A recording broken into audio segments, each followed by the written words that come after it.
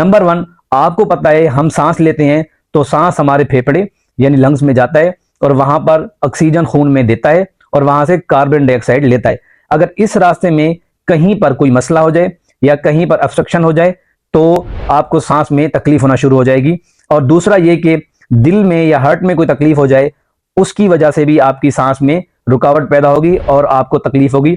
और ये दोनों अमल बहुत सीरियस हैं और ये बहुत ज्यादा खतरनाक हो सकते हैं। दो तरह की सांस फूलने की वजह खतरनाक और सीरियस हो सकती हैं। नंबर 1 लंग डिजीज यानी फेफड़ों की कोई बीमारी, और दूसरे नंबर है दिल की बीमारी यानी हार्ट डिजीज। ये दो बीमारियां ऐसी हैं, अगर इनकी वजह से आपका सांस फूल रहा है तो आपको खतरनाक या सीरियस बीमारी हो सकती है।